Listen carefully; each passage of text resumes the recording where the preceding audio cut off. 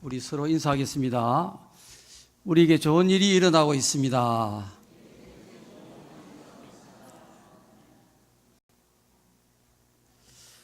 지난 한 주간 동안 괌으로 여행을 잘 다녀왔습니다. 제가 31년 동안 목회를 하면서 시차례에서 여러 번 시차례에서 경비 다 지원해주고 이래가지고 해외여행을 또 성지순례 다녀올 기회가 많이 있었어요. 그런데 한 번도 가지를 않았어요. 갈 형편도 안 됐고 또 가고 싶은 마음도 없고 그냥 그래서 한 번도 안 갔어요. 근데 하나님이 이제 은퇴를 하고 나서 정말 편안한 마음으로 여행을 갔다 올 수 있게 해주셨습니다. 우리 조상원 목사하고 우리 또 김지영 사모가 영어를 어떻게 그리 잘하는지, 제가 목회한다고 영어 학원 한 번도 보내준 적이 없는데 그래도 이름 있는 학원에 들어가가지고 국어 강사를 했어요. 옛날에 국어 강사하면서 그 원어민 영어 강사하고 이 친구로 이렇게 사귀면서 영어 학원 하나님께서 보내주신 것 같아요. 막 그냥 현지에서 농담도 잘하고 그 직원들하고 막 뭐라고 막 주고받고 어떻게 말을 잘하는지. 나도 잘하면 할 수는 있는데 그냥 막 모른 척하고 아무 말도 안 하고 가만히 있어도 왜 뭐 우리 목사하고 사모하고 두 사람이 다 대신해서 말 다 잘해주고 하니까 뭐 세관 통과하는 것도 아주 수월하게 그냥 나는 막 그냥 가만히 명 가이드를 하나님이 붙여주셔가지고 아무 불편 없이 그렇게 참 잘 다녀왔고 하나님 은혜가 너무 큰 것 같습니다. 그리고 여러분의 많은 기도와 또 사랑에도 감사를 드립니다. 하나님 말씀은 모든 말씀이 다 귀하고 다 중요합니다. 하지만 하나님께서 바울을 통해서 오늘 말씀은 모든 말씀 중에서도 아주 특별하게 정말 중요하다고 그렇게 강조를 하고 있습니다. 12장 1절 한번 보시면 그러므로 형제들아 내가 하나님의 모든 자비하심으로 너희를 권하노니 하나님의 모든 하나님의 모든 자비하심으로 너희를 권한다는 것입니다. 여기에 자비라고 하는 말은 뭐 그냥 보통 자비가 아니에요. 아주 큰 하나님의 자비를 말씀합니다. 죄인을 구원하려고 하시는, 죄 가운데 빠진 인생을 구원해 주고자 하시는 그런 하나님의 큰 긍휼하심을 말하는 거예요. 하나님이 우리 인생을 너무너무 불쌍하게 여기신다 이 말이에요. 우리가 예수님의 십자가의 보혈로 죄에서 구원은 받았지만은 여전히 우리 안에 있는 이 죄의 본성 때문에 사단이 쳐놓은 고통과 저주의 그물에서 빠져나오지를 못하는 거예요. 그런 우리 인생들을 어떻게 해서든 빠져나올 수 있도록 구원해 주시려고 우리에게 무한하신 그런 은혜와 복을 주시려고 하나님이 우리를 돕고 계시는 거예요. 계속해서 돕고 계시는 거예요. 긍휼한 마음으로. 그게 바로 오늘 본문이 말씀하시는 자비입니다. 자비. 하나님이 우리를 그렇게 자비로운 마음으로 우리를 잘되게 하시려고 정말 우리가 고통과 저주에서 해방되어져서 하나님의 은혜와 축복 가운데서 살 수 있도록 하시려고 이런 하나님의 모든 자비하신 마음으로 권한다는 거예요. 바울이 이 권한다는 말은 명령하는 것과 간청하는 이 두 가지의 의미가 내포되어져 있습니다. 이 말씀은 무슨 말씀이냐면 하나님의 사랑과 은혜와 복을 받고 살도록 꼭 이렇게 살아라 그 말이에요. 이 이 명령과 간청 부탁입니다. 제발 좀 꼭 이렇게 살아야 된다. 그래야 하나님 은혜 받을 수 있고 하나님 복 받고 살 수가 있다는 겁니다. 우리 성도들이 하나님의 사랑과 하나님의 복을 받고 살려고 하면은 아무렇게나 살아서 되는 게 아니에요. 하나님이 정해놓으신 삶의 공식이 있고 삶의 법이 있습니다. 이대로 살아야만 하늘이 열려지는 거예요. 우리 앞에 시온의 대로가 확 열려진다 이 말이에요. 그게 뭡니까? 너희 몸을 하나님이 기뻐하시는 거룩한 산제물로 드리라. 이는 너희가 드릴 영적 예배니라. 여기 예배가 나옵니다. 우리가 하나님이 주시는 이 햇빛처럼 쏟아지는 그런 풍성하신 은혜를 받고 사랑을 받고 복을 누리고 살려고 하면 하나님 앞에 예배하는 자가 되어야 된다는 것입니다. 인간과 하나님의 관계에 있어서 제일 중요한 게 바로 이 예배입니다. 인간은 하나님을 예배해야 하는 자고 하나님은 예배를 받으시는 분이십니다.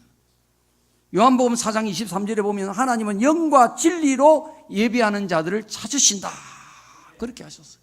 하나님의 눈으로 이렇게 이 온 세상을 살펴보시면서 영으로 진리로 예배하는 자를 하나님 찾으신다는 거예요.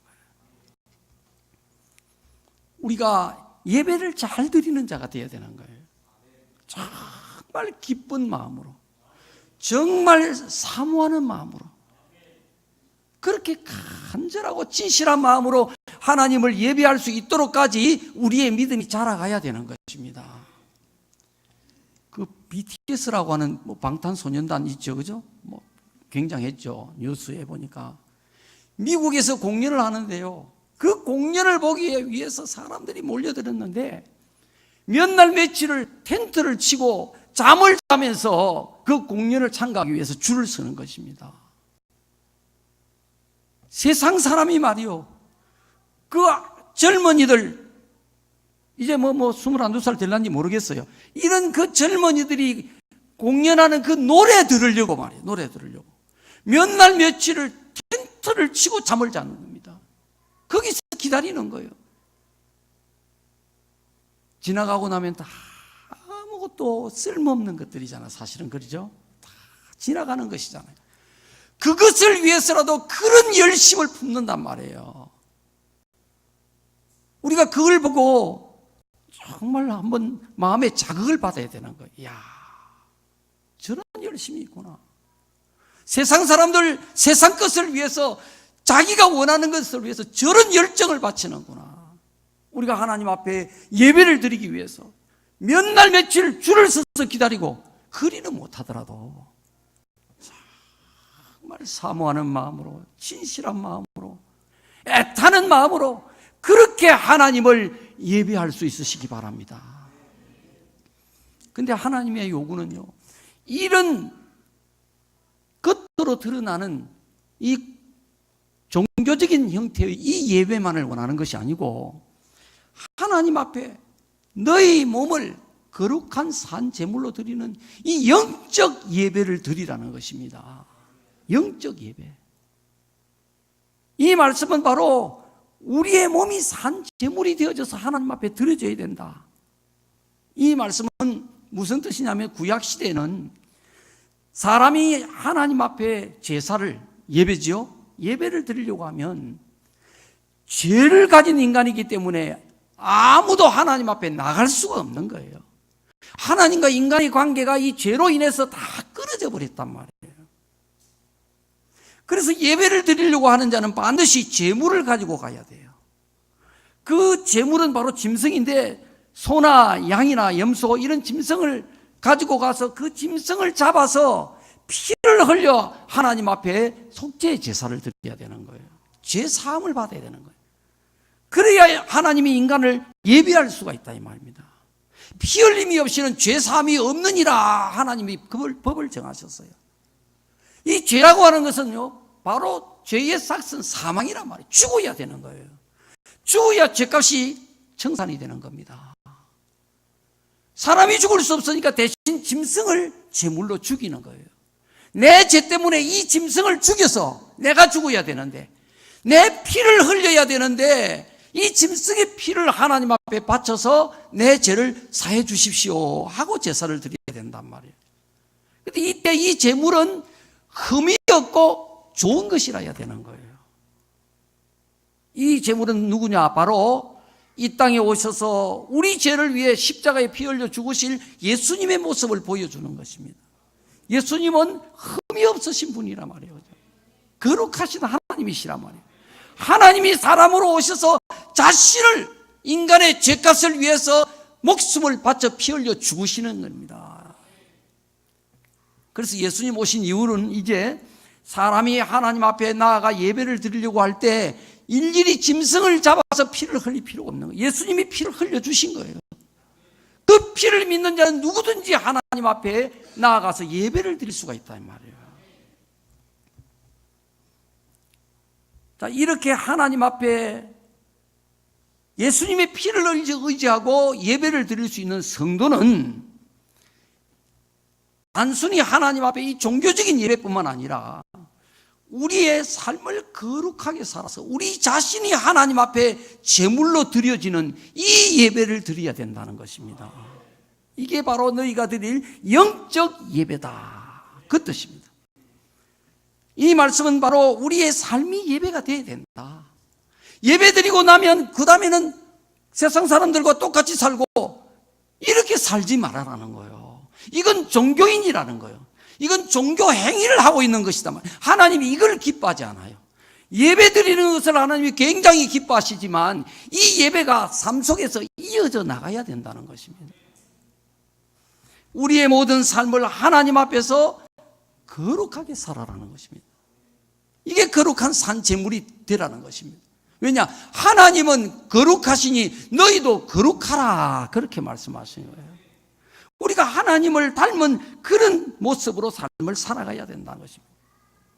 우리가 어떻게 여러분 거룩해질 수가 있겠습니까? 우리가 마음으로 원한다고 이게 그냥 당장에 되겠느냐 말이에요.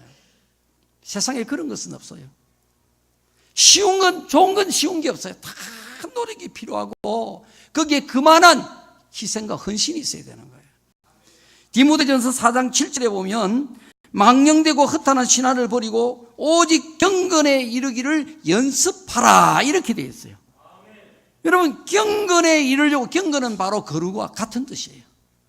우리가 거룩하게 삶을 살려고 하면, 우리가 정말 경건한 사람이 되려고 하면 연습을 해야 된다는 것입니다. 여러분, 연습하셨습니까? 정말 여러분 경건에 이르기 위해서 연습하고 계세요?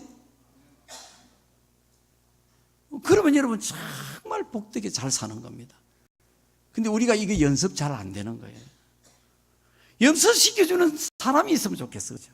누가 항상 따라다니면서 이렇게 코치를 해주고 이러면 좋겠는데 그렇지 않단 말이죠. 내가 혼자 세상 산단 말이죠. 그냥 가정에서도 사회에서도 마찬가지, 그냥 내가 사는 거예요. 이러니까 이게 신앙 따로 삶 따로가 돼버리고 마는 거예요. 연습이 안 되는 겁니다. 이 의식을 우리가 정말 심각하게 받아들여야 되는 거예요. 내가 정말 참된 하나님의 자녀가 되려면, 정말 하나님을 믿는 거룩한 성도가 되려면 이 신앙생활을 하나님 말씀대로 살기 위해서 연습을 해야 되는 것이구나. 하나님 말씀이 내 삶이 되기 위해서 피나는 노력이 필요하구나. 이건 반드시 말씀이 있어야 되는 거예요. 그냥 내 마음대로 이래 거룩하고 수염 기르고 뭐 산에 가서 지팡이 하나 잡고 이래가지고 거룩은, 이건 거룩이 아니에요. 하나님의 말씀을 따라가는 것이 거룩이란 말이에요. 그러니까 항상 말씀을 성도들은 읽고 듣고 이 말씀이 내 가슴 속에 충만해져야 되는 겁니다. 말씀만 있다고 되느냐? 그게 아니에요. 말씀이 있으면, 이 말씀이 생명이 되려고 하면 반드시 성령의 은혜가 함께해야만 되는 겁니다. 성령 없이는 안 되는 거예요. 그래서 우리는 기도해야 되는 것입니다.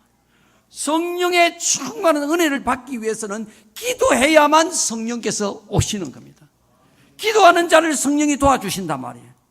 우리가 기도할 때에 하나님의 말씀을 붙잡고 살아갈 수 있도록 성령께서 우리를 도와주신단 말이에요. 그래서 점점 이 연습을 통해서 거룩한 삶을 살 수 있게 되는 겁니다. 이 거룩한 영적 예배의 삶을 살기 위해서 오늘 본문은 세 가지를 우리에게 가르치고 있습니다. 이 세 가지 꼭 살아야 된다는 거예요. 자, 12장 2절 말씀해 보면 너희는 이 세대를 본받지 말합니다. 첫 번째가. 이 세대를 본받고는 절대 영적 예배 드릴 수 없습니다. 거룩한 삶을 살 수가 없어요. 여기에 세대라고 하는 것은 시대, 그런데 이 시대를 본받지 마라. 세상, 그런데 이 세상을 본받지 마라. 똑같은 말이에요. 자, 왜 여기 본받지 마라는 것은요, 따라가다 그런 뜻입니다. 본받지 마라는 것은 따라가지 마라 이 말이에요. 순응하지 마라 이 말이에요. 세상이 흘러가는 대로 그대로 순응해 가면 안 된다. 뭐 다 이러니까 그렇게 하면 안 된다는 거예요. 자, 왜 세상을 따라가지 말라고 하느냐? 예수님이 마태복음 16장 4절에서 말씀하시기를 이 세상은 어떤 곳이냐? 두 가지로 말씀하셨어요. 악하고 음란한 곳이라는 겁니다. 첫 번째가 이 세상은 어떤 곳이냐? 아주 악한 곳이라는 겁니다. 그래서 이 세상 따라가면 안 된다는 거예요. 창세기 6장에 보면요, 노아 때에 하나님이 물로 이 세상을 완전히 심판해 버립니다. 노아의 8가족에는 다 멸망을 시켜버렸어요. 왜 멸망을 시켰느냐? 여호와께서 사람의 죄악이 세상에 가득함과 그의 마음으로 생각하는 모든 계획이 항상 악할 뿐임을 보시고 땅 위에 사람 지으셨음을 한탄하시고 마음에 근심하셨다. 이게 인간의 모습, 이게 이 세상이에요. 이 세상은 사람의 죄악이 가득한 곳입니다. 지금 그렇잖아요, 그죠? 어느 시대고 마찬가지입니다. 사람의 죄악이 가득하고 사람이 생각으로 그 마음으로 계획하는 모든 것들이 다 악하다는 것입니다. 하나님을 떠나면 생각하는 것이 다 악한 거예요. 하나님을 떠나면 계획하는 것이 모든 악한 것만 계획하고 있는 겁니다. 그래서 이 세상 따라가지 말라는 거예요. 얼마 전 스승의 날이 지나갔잖아요. KBS 아침마당 식사할 때 딱 하거든요. 본단 말이에요. 그 볼만한 게 있어요. 보니까 그래도 사회적으로 유명한 사람들 4분인가 나와가지고 자, 스승의 날을 폐지해야 한다. 영표냐 꽃표냐 이렇게 해가지고 서로 이렇게 자기 의견을 이야기하는 그런 프로였어요. 근데 거기에 보니까 교사들이 14,300 몇십 명이 스승의 날을 폐지해달라고 요청했다는 것입니다. 왜냐하면 스승의 날이 있다는 것 그 자체가 오히려 더 마음을 무겁게 한다는 거예요. 더 괴롭다는 거예요. 이거 그만 없애달라 스승의 날 이제는 그런 뜻입니다. 그게 이제 배명고등학교 3학년 교사가 한 분이 나오셨어요. 4명 중에 한 분이 교사인데 MC가 그 선생님한테 물었어요. 요즘 시대에 이제 교권이 이제 다 무너져버린 시대다. 그렇게 이야기를 하는데 학생들이 교사를 폭언하고 폭행하고 이런 일들이 자꾸 늘어나고 있다는데 현장에서 느끼는 소감은 어떻습니까? 하고 물었어요. 그러니까 이 선생님이 하시는 말씀이요. 학생들이 교사에게 폭언을 하고 폭행하는 것은 일상이 되었습니다. 그런 일은 매일 일어나고 있다는 거예요. 선생님들은 이제 매일 일어나는 그런 폭언과 폭행 속에서 어떻게 살아남을 것인가 그 말하자면 비결을 터득해가면서 교사 생활을 하고 있다는 것입니다.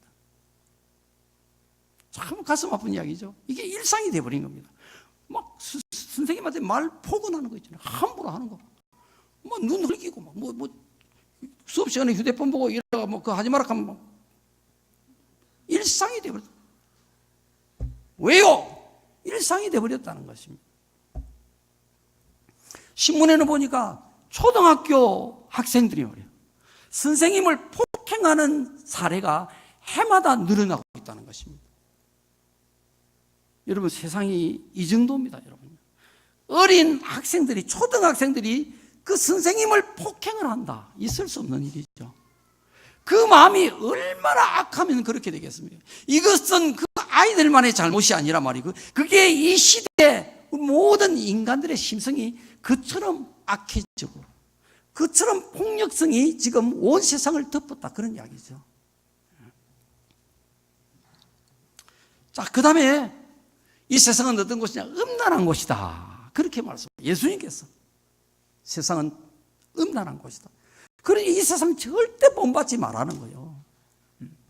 소돔과 고모라 땅이 하나님이 유황비를 쏟아부어 가지고 그 소돔 고모라가 바로 지금 사해 바다 밑에 묻혀버렸다고 그러죠. 그 사해 바다 밑이 바로 소돔 고모라 땅이랍니다. 그렇게 하나님 앞에 심판을 받는데 그 이유가 뭐냐? 음란한 죄 때문에 그렇게 한 거예요. 여러분, 요즘 방송을 정말 볼 수가 없는 거예요. 볼 수 없는 거예요. 방송에 보면 막 그 여자 가수들 나오잖아요. 그죠? 특히 아이돌 가수들은 더 말할 것도 없고. 이게 치마가 여러분 이제 올라가기 시작하더니 어디까지 더 올라갈지 모르겠어요. 이제는 긴 치마 입고 나오거나 여자가 바지 입고 나오면 오히려 이상한 시대예요. 이게 저절로 지금 흘러온 거예요. 이게 지금 세상이 그렇게 물들어간 겁니다. 이제는 끄잡아 올려도 이제 하나도 이상하게 안 보이는 시대가 돼버렸단 말이에요. 음란한 시대입니다, 여러분요. 여자가 어디까지 드러내려고 하느냐 말이에요. 그죠? 이제는 이게 학생들, 그죠? 고등학생들이 막 그렇게 짧은 치마를 입더니 이제는 뭐 중학생도 마찬가지고. 이걸 누가 이상하다고 여기느냐 말이에요, 이게. 교회 안에도 이런 옷 입고 올 수 있단 말이에요. 그렇죠? 왜? 다 그러니까. 하나님은 그거 본받지 말라는 거예요. 그게 음란한 것이다. 그게 음란한 것이다. 음란한 마음에서 그렇게 몸을 자꾸 노출시킨다 이 말이에요. 여러분, 신부들이 결혼할 때요, 드레스 있잖아요. 드레스 그렇죠? 언제부터입니까? 벌써부터. 드레스가 왜 그렇게 내려오느냐 이 말이에요. 그죠? 그 사랑하는 신랑에게 아내로서 이제 보여줘야 할 그런 아름다운 모습이 가슴을 그냥 거의 절반 이상을 다 드러내놓는단 말이죠. 이걸 아무도 이상하다고 생각 안 하는 거예요. 하나님을 믿는 크리스찬도, 그죠? 기독교 청년들도, 자매들도 이 드레스를 다 이렇게 다 드러내놓고 이게 너무 당연하다는 거죠. 남들 다 그러는데 나도 딱 인생에 한 번뿐인 이 결혼식에 드레스를 내릴 수 있는 데까지 끄잡아 내놔야지. 남도 다 그러는데 나도 그렇게 해야지. 이렇게 생각한단 말이에요. 그걸 아름답다고 생각한단 말이에요. 그걸 멋있다고 생각하는 거예요. 그게 음란하다는 것입니다.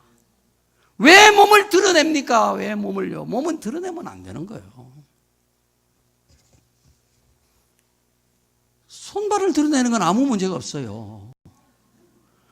그럼 왜 엉덩이까지 드러내고 왜 가슴까지를 드러내느냐 이 말이에요. 이건 음란한 마음에서 이게 나왔다 이 말입니다. 이게 세상을 덮어버렸단 말이에요. 하나님을 믿는 자매들은요, 절대 이런 드레스 입으면 안 되는 겁니다. 여러분, 우리 신자를 갖다가 하나님이 신부라 그랬잖아요. 예수님의 신부라고 그랬습니다. 우리가 이제 주님 앞에 설 때 신부로 선단 말이에요. 그죠? 우리가 주님 앞에 그렇게 가슴 다 드러내놓고 다 끄잡아 올리고 이런 모습으로 신부가 설 수 있겠어요? 당장 너는 지옥으로 가거라 이리 될 겁니다, 여러분요. 못 씁니다. 그런 모습은 그건 거룩한 모습이 아니란 말이에요. 그건 성도의 모습이 아니란 말이에요. 그건 이 세상의 모습이고 썩어져가는 타락된 음란한 모습이란 말이에요. 그런 거 하면 안 돼요. 학생들이 요즘요 전부 화장합니다. 제가 어저께 식사하면서 그 낮에 방송하는 걸 봤는데 어느 고등학교 골든벨 있잖아요. 골든벨 문제 맞추고 하는 거 있죠. 이게 나오는데 여고생들이 나왔는데 전부 화장 다 했어. 그중에 어떤 아이들은 아주 빨간 거 발랐어. 좀 덜 빨간 거 바르는 아이들도 있고 안 바른 아이가 없고 눈 화장 시커멓게 버럽게 안 한 아이들이 한 명도 없어요. 이야, 참 세상이 어느 사이에 이렇게 되어버렸구나. 요즘은 이제 중학생들까지도 다 화장한다네. 이게 하나도 이상한 게 아니잖아요. 남이 다 하는데 우리 반에 안 한 나이 아무도 없어요. 그러잖아요. 그죠? 이렇게 하면 안 되는 겁니다. 너희는 이 세상을 본받지 마라 그러잖아요. 학생은 학생다워야 되는 거죠. 그죠? 남편은 남편다워야 되고, 군인은 군인다워야 되고, 아내는 아내다워야 되고, 목사는 목사다워야 되고, 다 자기 위치와 자기 신분에 맞게끔 살아야 되는 거예요. 학생은 그런 거 하면 안 돼요. 그런 거 할 시간 없어요. 정신도 그래서는 안 되고. 자, 왜 이 세상을 본받지 말아야 되느냐? 분명한 것이 또 있습니다. 요한일서 5장 19절에 보면 또 아는 것은 우리는 하나님께 속하고 온 세상은 악한 자 안에 처한 것이며 그랬어요. 우리는 하나님께 속한 것이라는 거예요. 그런데 온 세상은 어디에 속했느냐? 악한 자 안에 처해 있다는 것입니다. 악한 자가 뭡니까? 마귀를 말해요. 사단, 귀신들 속에 속해 있다는 것입니다. 그래서 이 세상에 있는 것은요, 본받아서는 안 되는 거예요. 자, 영적 예배의 삶, 거룩하게 삶을 살기 위해서 이제 두 번째로 우리가 명심해야 될 것은 오직 마음을 새롭게 함으로 변화를 받아야 된다는 겁니다. 세상 본받으려 하지 말고 마음을 새롭게 해서 변화를 받아야 된다.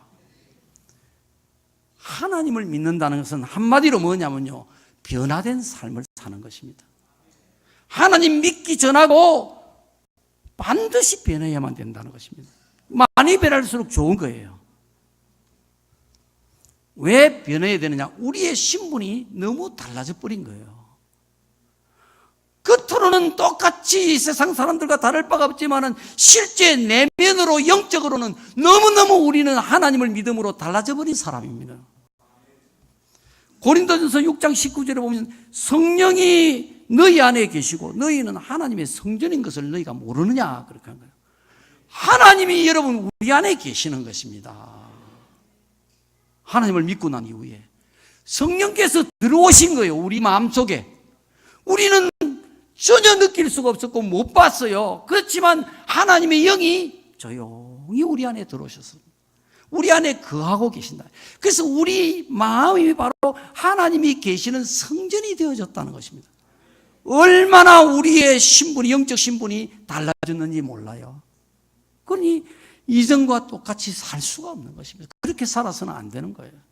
자, 그 다음에는 에베소서 5장 8절에 보면 너희가 전에는 어두움이더니 이제는 주 안에서 빛이라 그런 거예요. 여러분, 어두움, 불빛이 없을 뿐만 아니고 달빛도 별빛도 없는 캄캄한 밤과 같은 어두움이 있잖아요. 우리가 과거에는 그런 사람이었다는 것입니다. 아무리 많이 배우고 똑똑해도 하나님을 믿기 전에 우리는 캄캄한 어두움이었다는 거예요. 빛이 없었어요. 빛은 뭡니까? 하나님이 빛이시라고 했어요. 진리가 빛이라고 했습니다. 하나님을 믿기 전에 우리 안에는 참 진리가 없었단 말이에요. 무엇이 옳은지를 사실 우리는 모르고 산 거예요. 죄를 지으면서도 그것이 죄인 줄을 모르고 살아버렸어요. 나도 그렇게 살았어요. 내가 은행 다니면서 그렇게, 물론 내 돈 가지고 쓴 건 아니지만은 남포동 이자 끝에서 우리장부터 시작해가지고 시청 있는 쪽까지 처음부터 끝까지를 밤에 다 쓸고 다녔단 말이에요. 매일 그런 건 아니지만은 자주 그렇게 한 거예요. 그러면서 막 그 고성방가를 하고요. 술에 취해가지고 겨울에 막 그 코트를 입은 채로 있으면 복개천 그 도로에서 말이에요. 밤되면 차가 막 얼마나 빨리 다니는지 몰라요. 옛날에 12시 통행금이 있고 이럴 때. 그럴 때마다. 근데 술 잘 사주는 사장이 있었어요. 이 사장하고 둘이서 곤드레 만들어내가지고, 꼬꾸라진 소리로 노래를 부르면서 그러다가 한 사람이 자빠지니까 둘이서 막 손 끼고 이렇게 막 고성방가를 하다가 하나가 자빠지니까 둘이 같이 자빠져가 그냥 나뒹굴어지는 겁니다. 도로 한참 안에까지 막 굴러서 들어가는데 그때 차가 지나갔으면 안 죽었겠느냐 이 말이에요. 그 초한 삶을 살면서 그것이 하나님 앞에 얼마나 방탕함이 얼마나 죄악인 줄을 모르고 살았단 말이에요. 왜? 빛이 없기 때문에. 진리가 없으니까 옳고 그런 기준이 없는 것입니다. 내 좋은 대로 사는 거예요. 그렇게 하나님도 없이 진리도 없이 성경 어둠처럼 우리가 이 세상을 살아왔는데, 캄캄한 가운데서. 근데 이제는 주 안에서 우리가 빛이 되었다는 것입니다. 빛은 하나님이라 그랬죠? 진리라 그랬죠? 우리 안에 하나님 계시고 이제는 진리가 우리 안에 있단 말이죠. 이 시간도 진리가 여러분에게 선포되고 있단 말이죠. 이제는 우리가 빛이 되어졌다는 것입니다. 그러니 빛의 자녀들처럼 살아라, 행하라, 그렇게 말씀을 하시는 거예요. 우리의 신분이 너무너무 달라져 버린 거예요, 사실은요. 이런 의식을 우리가 가지고 살아야 돼. 아, 내가 이제는 이전과는 다른 사람이다. 이제는 내가 하나님의 자녀가 되어졌구나. 하나님을 모신 사람이 되어졌구나. 이 마음을 가지고 살아야 된다는 것입니다. 그래서 변화가 되어져야 된다. 바뀌어야 된다. 자, 그렇게 하기 위해서, 변화가 되기 위해서는 뭐냐? 먼저 꼭 전제가 되어야 될 게 마음을 새롭게 해야 된다는 것입니다. 이 세상에는 착한 사람도 참 많고요. 선한 일을 하는 사람도 굉장히 많아요. 하나님을 믿는 우리 성도들도 정말 교회를 위해서 열심히 일하고 봉사하는 그런 좋은 일꾼들이 참 많습니다. 그러나 이건 겉으로 드러나는 모습이고 속에 있는 우리의 마음은 그렇지 않다는 것입니다. 이 마음은 그냥 그대로 살아서 되는 마음이 아니고 반드시 뜯어 고쳐야 하는 마음이에요. 새롭게 해야 할 마음이란 말이에요. 뭔가가 바꿔야 되는 마음을 우리가 가지고 있다는 이야기입니다. 자, 우리 인간이 가지고 있는 자연적인 마음, 부모로부터 가지고 난 이 타고난 성품이 있잖아요. 이 성품이 좋은 사람도 있고 그렇지만 이 성품이 어떤 것인지 성경을 보면 이렇게 말씀을 합니다. 예레미야 17장 9절에 인간의 마음은 만물보다 거짓되고 심히 부패한 것은 마음이라 그랬어요. 누가 능히 알리오마는 안에가 이 썩어 있는 마음을 사람은 모른다는 것입니다. 겉은 말짱하단 말이에요, 그죠? 친절하고 참 싹싹하고 열심히 있고 잘한다 이 말이에요, 그죠? 그러니 누가 이 속에 있는 이 썩어 있는 이 거짓되고 만물보다도 부패한 이 마음을 누가 알겠느냐 말이에요. 아무도 모르는 거예요. 하나님만 아신다는 거예요. 누가 능히 알리오마는 나 여호와는 심장을 살피며 폐부를 시험하고 각각 그의 행위와 행실대로 보응하시나니. 이 사람은요 그냥 겉으로 드러나는 이 행위 행실 이것만 보고 저 사람 참 좋은 사람이다 뭐 이렇게 판단한단 말이에요. 근데 하나님은 그게 아니라 우리의 심장을 하나님께서 살펴보시는 겁니다. 우리의 폐부를 시험해 보시고 우리의 행위를 판단하시는 거예요. 이게 하나님과 인간이 보는 눈이 다른 것입니다. 얼마나 우리의 마음이 부질없는 마음인지, 쓸모없는 마음인지, 만물보다도 거짓되고 심히 부패했다. 이 마음 가지고는 살아서는 안 되는 것입니다. 우리 교회에 그동안에 수많은 성도들이 왔다 간 거예요. 지금부터 20년 전에 우리 교인들이 한 150 몇 명 출석을 그렇게 했어요. 20몇 년 전에. 그렇게 만든 교인들이 30, 40명 남겨놓고 다 줄줄이 다 떠나가 버렸어요. 다 교회에 아픔을 주고 교회를 힘들게 하고 상처를 주고 주의 종의 마음을 아프게 하고 그렇게 다 떠나가 버렸어요. 나름대로 다 이유가 있었어요. 왜 그렇게 정말 신앙생활을 다 오래 하신 분들이잖아요. 10년, 20년, 그 중에는 모태신앙도 많고요. 수십 년 신앙생활 한 분들이에요. 교회 다 일꾼들이었어요. 그런 일꾼들이 왜 시험에 걸려 넘어지고 왜 그렇게 전혀 딴 사람이 되어져서 주의 종을 비난하고 교회를 비난하고 이렇게 해서 그냥 떠나버리느냐 이 말이에요. 마음 때문에 그런 거예요. 이 부패된 마음을 모르고 그냥 그대로 산 거예요. 이 거짓된 마음을 모르고 산 것이다 말이에요. 마음을 새롭게 하는 이 과정을 거치지 못한 거예요. 부패된 마음 위에 기도하고 거짓된 이 마음 가지고 하나님 말씀 듣고 아멘하고 은혜 받고 이렇게 돼버린 겁니다. 마음은 반드시 새롭게 뒤집어 갈아엎어야만 되는 것입니다. 예수님은 이 마음에 대해서 마태복음 15장에 이렇게 말씀을 했습니다. 입으로 들어가는 것이 사람을 더럽게 하는 것이 아니라 입에서 나오는 그것이 사람을 더럽게 하는 것이니라. 입에서 나오는 것들은 마음에서 나오나니 이것이야말로 사람을 더럽게 하느니라 그랬어요.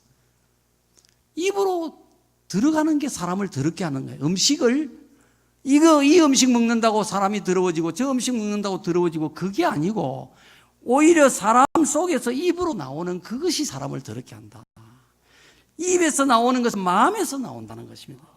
그러니까 이 말, 우리가 하는 말이 사람을 더럽게 만든다는 거예요. 왜? 그 마음이 바로 그 말이 어디서 나옵니까? 마음 속에서 말이 나온다는 것입니다.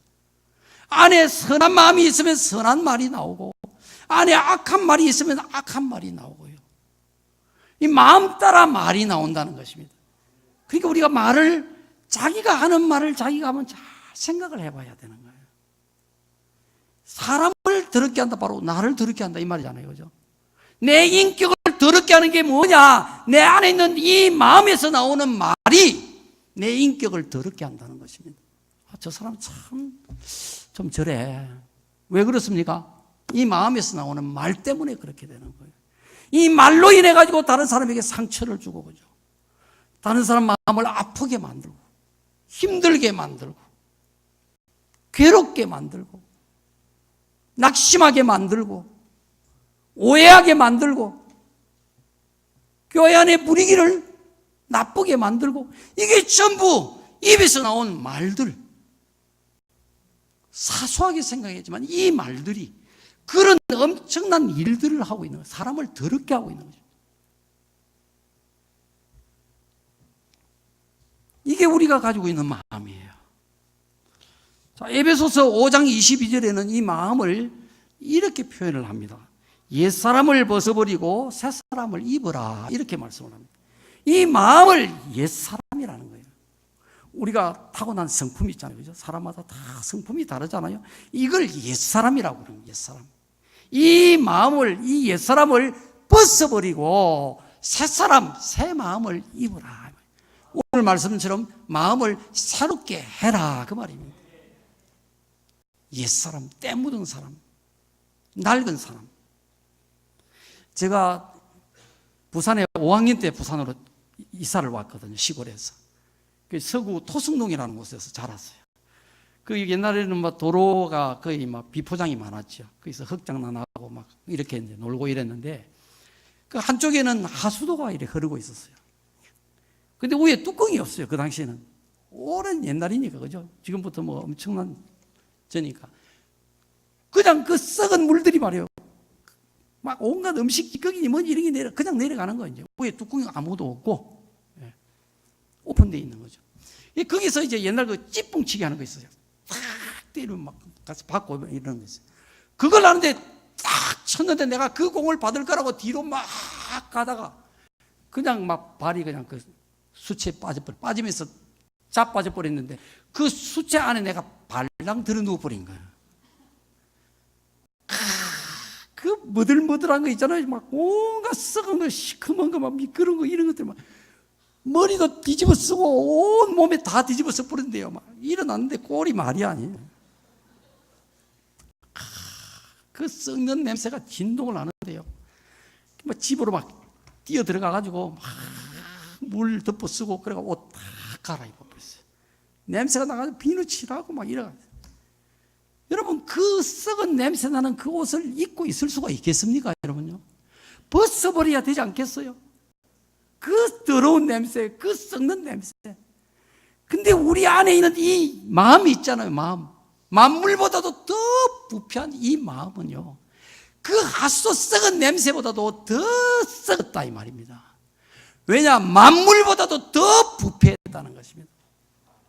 더 썩는 냄새가 더 진동을 한다는 것입니다. 이걸 그냥 우리가 가지고 산단 말이에요. 모르고. 자기가 자기 자신을 전혀 모르고 사는 겁니다. 이 타고난 성품, 옛 마음, 옛 사람, 이 부패된 인간의 마음, 이것은 빨리 벗어버리라는 것입니다. 그리고는 새 마음을 입어라. 새 마음을 입어라. 그래야 우리가 변화된 삶을 살 수가 있다는 것입니다. 자, 이제 세 번째로 이 거룩한 삶을 하나님 앞에 영적 예배로 살아가려고 하면 꼭 맹심해야 될 것이 뭐냐? 하나님의 선하시고 기뻐하시고 온전한 뜻이 뭔지 분별하도록 하라. 그렇게 말씀을 하는 거예요. 여기에 분별이라고 하는 것은 시험하다, 검사하다, 정밀하게 조사하다 그런 뜻입니다. 내가 살아가는 삶이 내가 어떤 말을 하고 어떤 행동을 할 때 이것이 하나님의 기뻐하시는 뜻일까?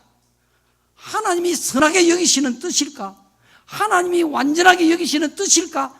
이거를 검사하라는 것입니다. 검사. 딱 살피라는 것입니다. 시험을 해보라는 것입니다. 테스트를 해보라는 것입니다.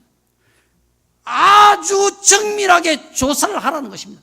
정밀하게 조사를 하면 어떻게 현미경을 딱 갖다 대야 되잖아, 그죠? 눈으로 잘 안 보이는 거는 현미경으로 정밀하게 조사를 하는 것입니다. 우리의 삶을 그렇게 점검을 하라는 것입니다. 내가 하는 이 행위가, 내가 하는 이 말이 하나님이 기뻐하시는 뜻일까를 그렇게 여러 가지 각도에서 정밀하게 조사를 해보고 살아라. 그런 뜻이에요. 이래야 우리가 거룩한 삶 살 수 있다는 것입니다. 이래야 하나님 앞에서 영적 예배의 삶을 살 수 있고, 이렇게 해야 하나님의 큰 사랑받을 수 있다는 거예요. 우리가 왜 그렇게 우리의 삶을 하나님의 뜻을 일일이 분별을 하면서 살아야 될까? 그냥 좀 대충대충 살면 안 될까? 그런 생각을 우리가 해볼 수 있단 말이에요. 그죠? 근데 인간의 삶은요, 반드시 하나님의 뜻을 분별해서 그 뜻대로 살아야 되는 거예요. 그 이유가 뭐냐? 세 가지로만 말씀드리겠어요. 첫째는 뭐냐? 사람이 사는 목적은 하나님 뜻을 이루기 위해 사는 거예요. 모든 피조물은요, 하나님께서 다 목적을 두고 창조하신 거예요. 물은 물의 목적이 있고요, 나무는 나무의 목적이 있고, 쇠는 쇠의 목적이 있고, 돌은 돌의 목적이 있고, 전부 다 이 목적에 맞도록 사용을 해야만 되는 것입니다. 예를 들어 우리가 자동차는 교통수단을 위해서 만든 것이죠. 그죠? 교통수단을 위해서 사용해야 되는 거예요. 경운기는 뭡니까? 농사 짓기 위해서 만든 거예요. 농사 짓는데 사용해야 된단 말이에요. 목적이. 그렇죠? 경운기 끌고 우리가 출근하고 어디 도시에서 볼일보러 다니고 이러면 안 되겠죠. 승용차, 자동차 가지고 농사 짓는다고 밭에다 그냥 차를 넣어가지고 이렇게 하면 안 되잖아요. 그죠? 이건 목적이, 사용 목적이 달라요. 사람의 목적은 뭐냐? 이사야서 43장 21절에 보면 이 백성은 내가 나를 위하여 지었나니 나를 찬송하게 하려 함이라. 우리 인간은 하나님 자신을 위해서 창조했다는 것입니다. 하나님이 원하시는 뜻을 이루기 위해서 우리를 창조하셨다는 것입니다. 그러니까 내 뜻대로 살면 안 되는 거예요. 하나님 뜻이 무엇일까? 그거를 찾아서 그 뜻을 이루기 위해서 살아야만 복을 받을 수가 있다는 것입니다. 두 번째는요, 하나님의 뜻을 알아야 우리가 넘어지지 않고 바로 설 수가 있습니다. 넘어지면 어떻게 돼요? 사람이요, 넘어지면 팔 부러지고 머리 다치고 피나고, 그죠? 상한다, 다친다. 넘어지면 안 되는 거예요. 똑바로 서 있어야 되는 거예요. 빌립보서 4장 1절에 보면 그러므로 나의 사랑하고 사모하는 형제들, 나의 기쁨이요 멸류가 아닌 사랑하는 자들아, 이와 같이 주 안에 서라, 이렇게 말씀해요. 주님 안에 서라. 이거는 주님의 뜻 안에 있을 때 우리가 설 수 있는 것입니다. 그래서 하나님 뜻이 뭔지를 잘 분별해야 되는 거예요. 하나님의 뜻을 놓쳐버리면 우리가 넘어지게 되는 것입니다. 고린도전서 10장 12절에도 그런즉 선줄로 아는 자는 넘어질까 조심하라, 이렇게 되는 거예요. 선줄로 아는 자는 이제 섰다 이 말이죠. 야, 내가 이만큼 이제는 성숙되어졌다. 내가 이제 웬만하면 그래도 괜찮은 사람이다. 내가 열심히 잘하고 있다. 자, 이렇게 되어지면 그런 생각이 드는 사람은 넘어질까를 조심을 해야 된다. 이 말은 뭐냐? 사람이 그만큼 넘어지기가 참 쉽다는 것이죠. 섰는데도 순식간에 넘어질 수 있으니까 조심을 해라, 그런 뜻입니다. 이 하나님의 뜻을 우리가 분별하지 않고 살면 언제라도 넘어져 버리는 거예요. 그냥 아차하는 순간 우리는 벌써 넘어져 있다 이 말이죠. 그래서 하나님의 뜻을 항상 뭘까 정밀하게 조사를 하면서 살피고 검사하고 시험하고 또 하나 다시 한번 뒤집어서 또 살펴보고 이리 보고 저리 보고 이리 재보고 저리 재보고 하나님 앞에 기도하고 두려운 마음으로 떨고 이렇게 살아야 된다는 것입니다. 자, 그 다음 세 번째는 우리가 지혜로운 자로 살기 위해서는 반드시 하나님의 뜻을 찾아야만 된다. 에베소서 5장 15절에 이렇게 말씀합니다. 너희가 어떻게 행할지를 자세히 주의하여 지혜 없는 자같이 하지 말고 오직 지혜 있는 자같이 하여 세월을 아끼라. 때가 악하니라. 그러므로 어리석은 자가 되지 말고 오직 주의 뜻이 무엇인가 이해하라. 이렇게 돼요. 세월을 아끼라. 때가 악한 겁니다. 이 세상이 너무나 악한 세상이에요. 그러니까 우리가 하나님을 기쁘시게 살아가기가 참 힘든 거예요. 우리가 하나님 앞에서 복을 받고 살기가 너무 힘든 세상이란 말이에요. 그래서 세월 허비하지 말고 항상 주의 뜻이 무엇인가 이거를 잘 이해를 해가지고 어리석은 자가 되지 말고 지혜로운 자가 되라는 것입니다. 우리가 하나님 뜻을 모르고 내 뜻대로 살아버리면요, 거기에는 사단이 딱 맥살을 잡으려고 기다리고 있는 거예요. 바로 잡히는 거예요. 이리 와. 왜? 우리가 딴 길로 가버렸단 말이에요. 안전한 길을 두고 위험한 길, 독사가 우글거리는 길로 가버린 거예요. 딱 뒤에 모퉁이에 숨어 있다가 사단이 딱 그냥 망치 들고 나가지고 딱 와서 머리통을 탁 때려버리는 거예요. 어리석은 자가 돼버리는 거예요. 그래서 하나님 뜻을 늘 조사하면서 살아가는 거예요. 자, 그럼 우리가 하나님의 기뻐하시는 뜻이 이게 맞는지 아닌지 이걸 좀 어떻게 좀 분별할 수가 있겠어요? 아리송하잖아, 그죠? 첫째는 하나님의 말씀으로 분별하는 것입니다. 시편 119편 105절에 보면 주의 말씀은 내 발의 등이요 내 길의 빛이니이다. 하나님의 말씀이 있으면 그 말씀이 내 등불이 되어져 가지고 하나님의 뜻인지 아닌지를 하나님 말씀을 보면 환하게 드러난다는 것입니다. 자, 두 번째는요, 하나님이 창조하신 이 세상에 큰 틀이 있습니다. 이 틀에다가 딱 갖다 맞춰보면 분별이 된다는 거예요. 이 틀은 뭐냐? 바로 기준을 말하는 것입니다. 하나님이 정해놓으신 이 세상의 창조의 기준이 있습니다. 잣대가 있습니다. 여기에다가 우리의 모든 삶을 딱 갖다 대면 하나님의 기뻐하시는 뜻인지 하나님의 선하신 뜻인지 아닌지 내 뜻인지 이게 분별이 된다는 거예요. 창세기 1장에 보면 하나님이 세상을 창조하실 때 날마다 이렇게 말씀하셨어요. 하나님이 보시기에 좋았더라. 그렇게 하신 거예요. 세상을 첫째 날, 둘째 날 이렇게 딱 창조를 하시고 난 뒤에 마지막에는 항상 하나님께서 하나님이 보시기에 참 좋았더라. 예.